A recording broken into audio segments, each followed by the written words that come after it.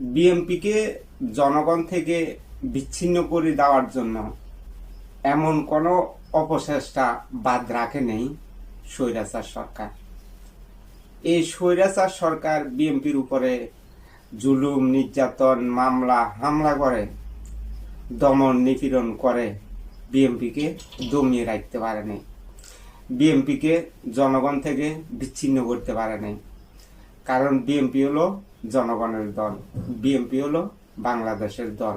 এই কারণে বিএনপিকে জনগণ থেকে বিচ্ছিন্ন করা যায়নি। এখন আগে স্বৈরাচারের যে অপকর্ম, এই অপকর্ম ধারা অব্যাহত রেখেছে এখন জামাত শিবিরের নেতা কর্মীরা, এনসিপির নেতা কর্মীরা। জামাত ইসলামী এমন কোনো অপকর্ম বাদ যায়নি যে করে নেই তারা, শুধু বিএনপিকে দোষারোপ করার জন্য। খুন খারাপি, রাহাজারি, ডাকাতি, ছিনতাই, চাঁদাবাজি, মানে সব অপকর্ম তারা নাটক সাজিয়ে বিএনপির উপরে দোষ চাপিয়ে দেওয়ার অপচেষ্টা করতে আছে। তো এই আগেও স্বৈরাচার সরকার এই বিএনপিকে দমন পীড়ন করে জনগণ থেকে বিচ্ছিন্ন করতে পারে নাই।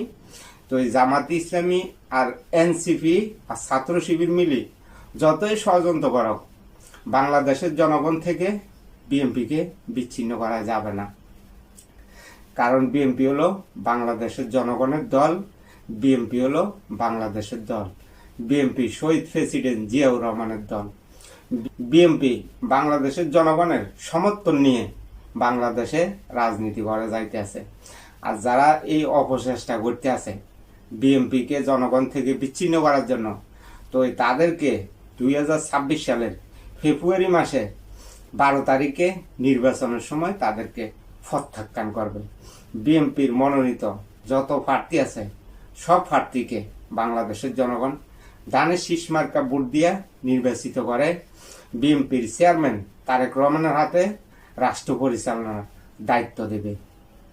বিএনপির হাতে বাংলাদেশ নিরাপদ, বিএনপির হাতে বাংলাদেশের জনগণ নিরাপদ।